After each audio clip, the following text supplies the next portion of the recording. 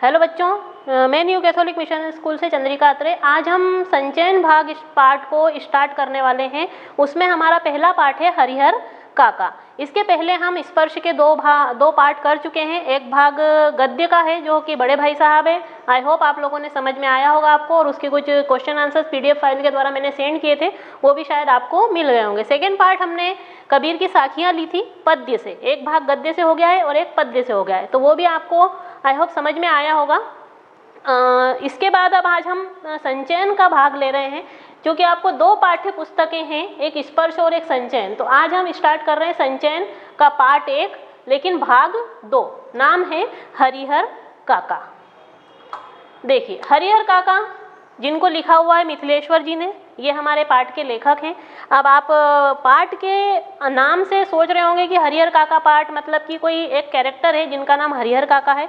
आप बिल्कुल सही सोच रहे हैं, लेकिन वो क्या इस उलझन में पड़े हुए हैं, क्या पारिवारिक विवाद है उनके घर में, क्या उनकी समस्याएं हैं, वो किसी से कहना नहीं चाह रहे हैं, लेकिन फिर भी उनको कोई समझने वाला नहीं है। इसके अलावा आप बुक के पेज नंबर 8 पर, आप बुक देख रहे होंगे शायद, मेरे ख्याल से हरिहर काका है ना, पेज नंबर 8 है।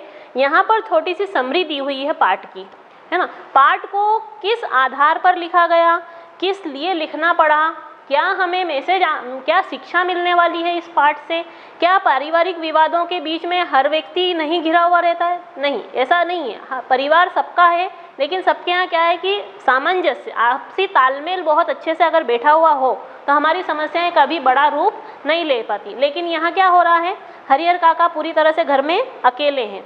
तो यहाँ का हम जो ये पार्ट है, ये आप इसको सेल्फ स्टडी से थोड़ा सा पढ़िएगा, आपको बहुत अच्छे से समझ में आएगा। हम आज शुरू कर रहे हैं सीधे पाठ हरिहर काका। आप अपनी बुक में थोड़ा सा रीडिंग करते चलिएगा। थोड़ा सा रीडिंग पार्ट मैं भी कर रही हूँ। इसमें कुछ कठिन शब्द आ रहे हैं, उनका मैं आपको तुरंत शब्दार्थ बताती चलूँगी, तो जिससे आपको पाठ इजीली समझ में आ जाएगा। तो शुरू करते हैं आज से हरिहर काका। हरिहर काका के यहाँ से मैं अभी अभी लौटा हूँ। देखिए, हरिहर काका के यहाँ से मैं अभी अभी लौटा हूँ। यहाँ मैं शब्द का अर्थ है लेखक। यहाँ मैं शब्द का क्या अर्थ है? लेखक। लेखक और हरिहर काका की आपस में बहुत गहरी दोस्ती है। ये बात आपको शुरू से आखिरी तक याद रखना है।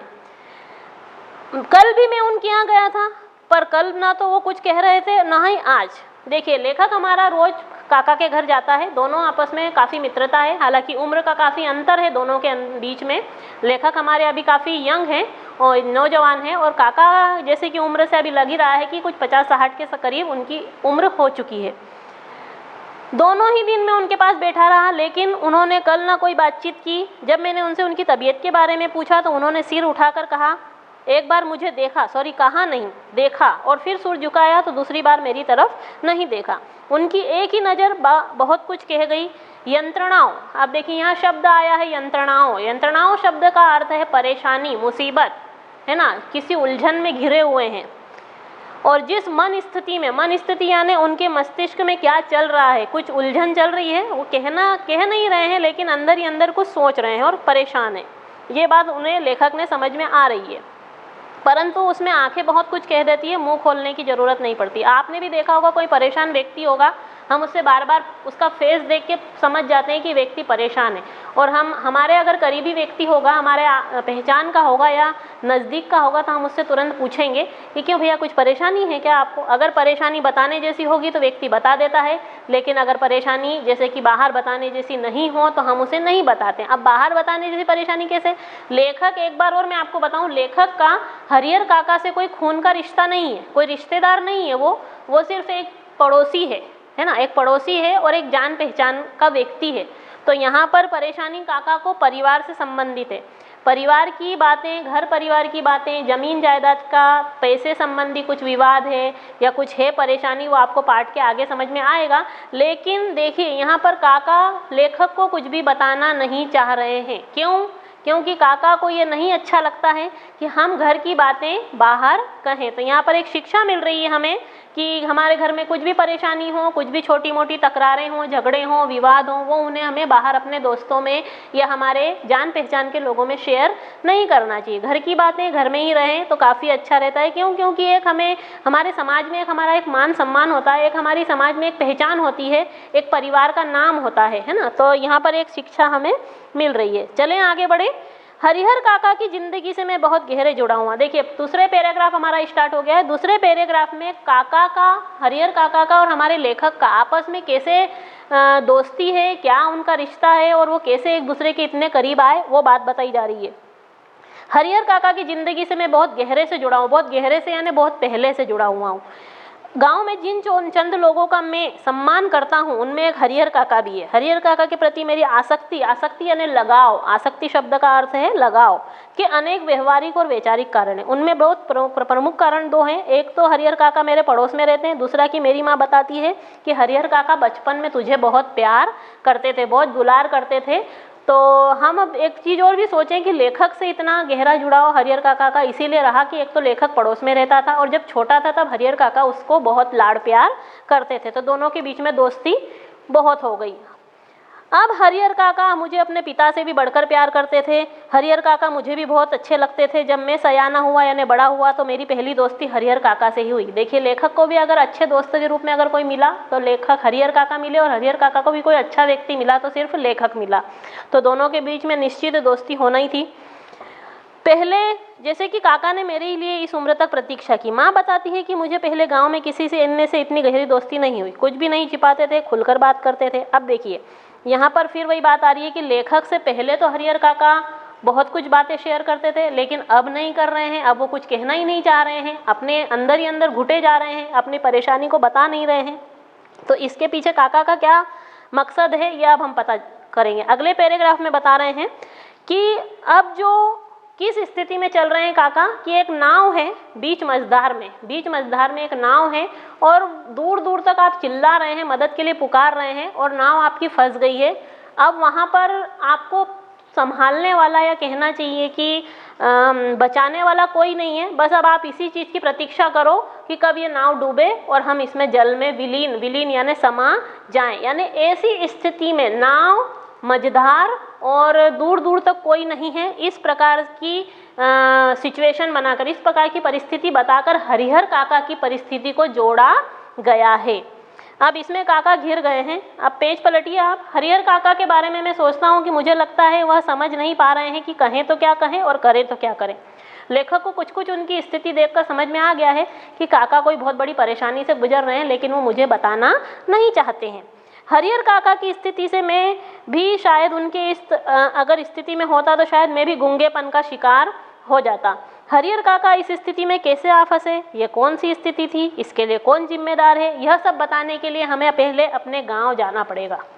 गांव की ठाकुरबाड़ी का संक्षिप्त परिचय दे रहा हूँ क्योंकि उसके बिना तो यह कहानी अधूरी रह जाएगी। अब देखिए लेखक, अब हम कहानी पर आ रहे हैं। इसके पहले तो हमने थोड़ी सी परेशानी देख ली काका की और सब दूर की, और देख लिया कि क्या क्या हो रहा है उनके साथ। लेकिन अभी हमारा लेखक के कहना है हमारे कि थोड़ा सा मैं गांव का परिचय बता दूं कि गांव कैसा है जहाँ पर हरिहर काका रह रहे हैं।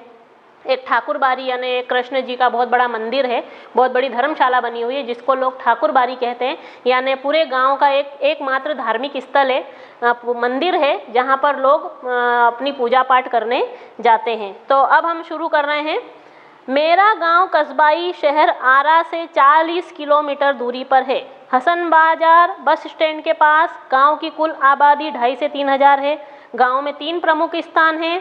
पहला पश्चिम किनारे का बड़ा तालाब, गांव के मध्य स्थित बरगद का पुराना वृक्ष और गांव के पूरब में ठाकुर जी का विशाल मंदिर। ठाकुर जी यानी श्री कृष्ण भगवान, जिसे लोग ठाकुरबाड़ी कहते हैं। गांव में इस ठाकुरबाड़ी की स्थापना कब हुई इसकी ठीक जानकारी किसी को नहीं है। इस संबंध में जो गांव में कहानी प्रचलित है वह यह है कि वर्षों पहले एक गांव पूरी तरह से जब बसा नहीं था तब कहीं से एक साधु सन्यासी आकर यहाँ पर झोपड़ी बनाकर रहने लगे। वह सुबह शाम यहाँ ठाकुर जी की पूजा पाठ करते थे, लोगों से मांग कर खाते थे, पूजा पाठ की भावना जागृत करते थे। गांव में लोगों से चंदा करके ठाकुर जी का एक छोटा सा मंदिर बनवाया।